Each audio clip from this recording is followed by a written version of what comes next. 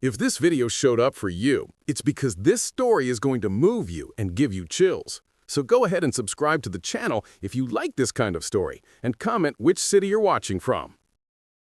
The industrial hum of the United States Postal Service Distribution Center was a sound Officer Mark knew better than his own heartbeat.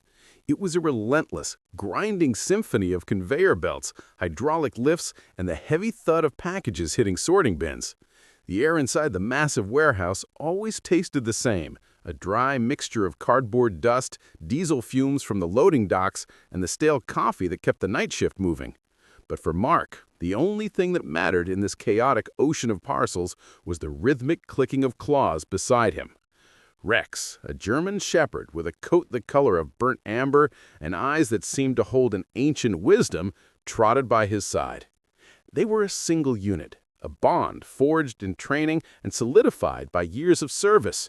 Rex wasn't just a dog. He was the finest detector the department had. He could find a single ounce of narcotics in a truck full of fish, or sniff out explosives wrapped in 10 layers of plastic. Tonight, however, was supposed to be routine, a standard sweep to ensure the safety of the interstate mail flow. Mark adjusted his cap, watching Rex's nose twitch as he scanned the endless river of boxes. He thought about his warm bed waiting for him at the end of the shift, unaware that sleep would be the last thing on his mind tonight. But fate has a way of hiding in the most ordinary places. They were moving toward the heavy freight section, where the larger boxes destined for long-haul trucks was sorted. The noise here was deafening, a mechanical roar that vibrated in the soles of Mark's boots. Rex, usually calm and methodical, suddenly stiffened. His ears pricked up, swiveling like radar dishes toward a specific line on the belt. Mark stopped, sensing the shift in his partner's energy immediately. "What is it, boy?" he murmured, his hand resting on the holster of his radio. Rex didn't look at him. His gaze was locked on a large, reinforced cardboard box moving slowly toward the loading bay. It was wrapped heavily in brown tape, marked with bright red stickers that screamed fragile in bold letters. Most dogs are trained to sit when they find contraband, a passive alert to signal drugs or bombs. But Rex didn't sit. The dog let out a low guttural whine that escalated into a sharp bark. He lunged forward, straining against a leash, his claws scrambling for traction on the polished concrete floor. This wasn't a drug alert. This was panic. Had Rex faced down armed suspects without flinching, but now the animal looked terrified. Rex reached the box and began to scratch frantically at the cardboard, his whines turning into desperate howls that cut through the noise of the machinery. "Hey, get that dog back!" a floor supervisor shouted, rushing over with the clipboards in his hand. "That's insured merchandise. If he damages it, the department pays for it." Mark tightened his grip on the leash, trying to pull Rex back, but the dog was immovable, a statue of pure instinct. Rex looked up at Mark, his dark eyes wide and pleading, before turning back to the box and biting at the tape. In that split second, Mark moved that Rex wasn't trying to attack the package. He was trying to get inside. The officer's heart hammered against his ribs as a cold realization washed over him. He looked at the supervisor, his voice deadly serious. "Shut the belt down, now." The supervisor hesitated. "Are you crazy? We have a schedule to—" "I said shut it down." Mark roared, his voice cracking with an authority that brooked no argument. The belt ground to a halt with a screech of metal. The sudden silence that fell over the warehouse was heavier than the noise had been. All eyes turned to Mark and the frantic dog. Ignoring every federal protocol regarding the sanctity of mail, Mark dropped to his knees beside the box. He didn't wait for a warrant. He didn't wait for the bomb squad. He trusted Rex more than he trusted the law. With a trembling hand, he drew his tactical knife and sliced through the layers of thick packing tape. But he was not prepared for what was waiting on the other side of that cardboard. As the flap sprang open, a wave of hot, stagnant air hit Mark's face.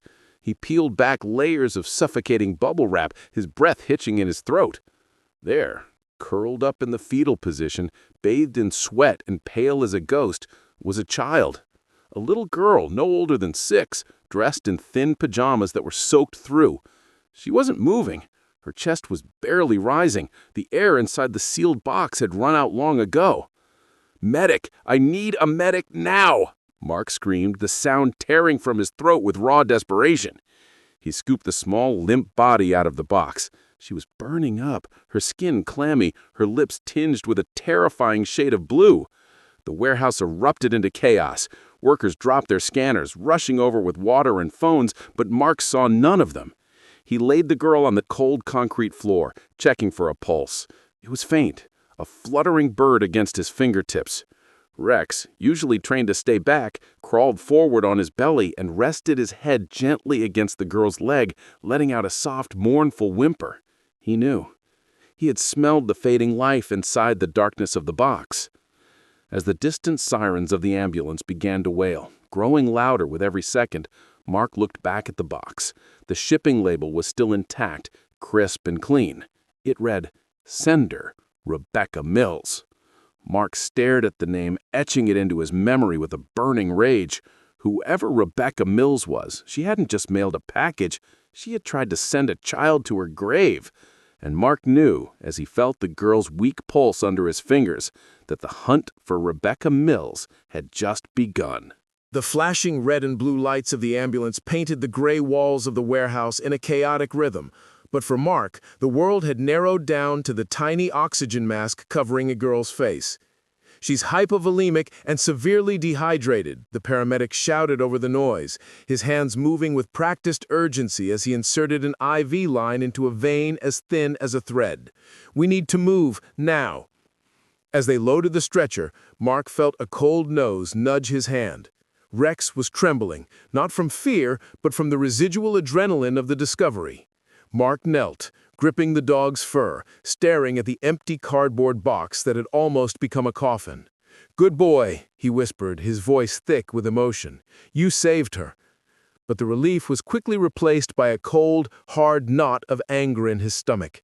The ambulance door slammed shut, speeding away into the night, but the crime scene remained, and the most important clue was staring right at him: the shipping label. Mark ripped the label from the box, his knuckles white. Detectives were already swarming the scene, but Mark didn't wait for orders. He marched to the supervisor's office, slamming the label onto the desk. "Scan it. I want to know exactly when this package was dropped off, and I want to know where." The supervisor, pale and shaking, typed the alphanumeric code into the system. The screen flickered, revealing a timeline that made Mark's blood run cold. The package had been dropped off only 45 minutes ago. "The system shows it was processed at the Main Street branch. Sender, Rebecca Mills. Destination, a P.O. box in Nevada." Mark stared at the screen. Nevada was 3 states away. If Rex hadn't stopped that belt, the truck would have left in 20 minutes. That little girl would have frozen to death in the cargo hold or suffocated long before they crossed the state line. The cruelty was calculated, precise, and terrifyingly cold. But the sender had made one critical mistake. "Mark," a detective called out, holding a tablet, "we just ran the name Rebecca Mills. She's not a stranger. She's the girl's maternal aunt." The detective swiped the screen, showing a family photo. And there's an Amber Alert that was just about to go out. The mother, Emily, reported the child missing from school pickup 2 hours ago. The picture became clear, and it was uglier than Mark could have imagined. This wasn't a random kidnapping. It was a family betrayal. Rebecca hadn't just taken the girl. She had tried to erase her, shipping her away like unwanted cargo to a fake address where no one would ever look. If the package had been delivered, it would have sat in a dead letter pile while the child wasted away. Mark grabbed his radio. "She dropped the package 45 minutes ago at Main Street. She might still be in the area." But the city was a labyrinth, and she had a head start. Mark and Rex jumped into their patrol unit, the engine roaring to life. The rain had started to fall, slicking the streets with a dangerous sheen. Mark's mind raced. Why would an aunt do this? As he merged onto the highway, the dispatcher's voice crackled in his ear. "Update on the suspect. A credit card linked to Rebecca Mills was just used at a gas station, 3 blocks from the Main Street post office." She hadn't fled. She was still there. Mark slammed on the brakes, spinning the wheel. "Hang on, Rex!" The siren wailed, cutting through the heavy traffic. They were close. Minutes later, the gas station came into view. A gray sedan matching the description was parked at pump 4. A woman in a heavy raincoat was standing there, calmly pumping gas as if she hadn't just sentenced her niece to a dark, lonely death. Mark didn't wait for backup. He burst out of the car, his hand on his weapon, Rex barking ferociously by his side. "Rebecca Mills, show me your hands!" The woman froze, the gas nozzle clattering to the ground. She looked at Mark, then at the snarling German shepherd, and her face crumbled. There was no running, there was no explanation that could cover the horror of what she had done. As Mark slapped the cuffs on her wrists, he saw the receipt protruding from her pocket, the tracking number for the package. She had kept it, perhaps, to check when the item arrived. "Why?" Mark demanded, slamming the car door as he shoved her into the back seat. "She's a child. She's your blood." Rebecca looked up, her eyes hollow, devoid of sanity. "Emily didn't deserve her," she whispered, her voice chillingly flat. "I was sending her somewhere safe, somewhere where her mother couldn't ruin her." Mark looked away, disgusted. In her twisted mind, shipping a child in a box was an act of mercy. But the real mercy was waiting at the hospital, fighting for every breath. The radio buzzed again. It was the hospital. "Officer Mark?" The voice on the other end was tense. "We have stabilized her body temperature. She's waking up." Mark looked at Rex in the rearview mirror. The dog was panting, his job done, but the story wasn't over. They had caught the monster, but now they had to see if the angel would survive the trauma. Mark put the car in gear. "Let's go see her, boy." But he wasn't prepared for what would happen when the girl opened her eyes. The hospital hallway smelled of antiseptic and strong coffee, a sharp contrast to the diesel fumes of the distribution center. Mark walked slowly, his boots squeaking softly on the linoleum. Beside him, Rex moved with a gentle grace, his claws clicking in a subdued rhythm. The hospital administration had made a rare exception, allowing the canine into the pediatric ward. After all, he wasn't just a dog today, he was the reason a little heart was still beating in room 304. Outside the room, a young woman sat with her head in her hands. It was Emily, Lily's mother. When she saw the uniform, she shot up, her eyes red and swollen from hours of crying. She didn't say a word at first. She simply collapsed against Mark's chest, sobbing with a mixture of grief and overwhelming relief. "They told me," she choked out, pulling back to look at the German shepherd sitting stoically at Mark's feet. "They told me he heard her." Mark knelt down, scratching Rex behind the ears. He didn't just hear her, ma'am, he felt her. He refused to leave that box.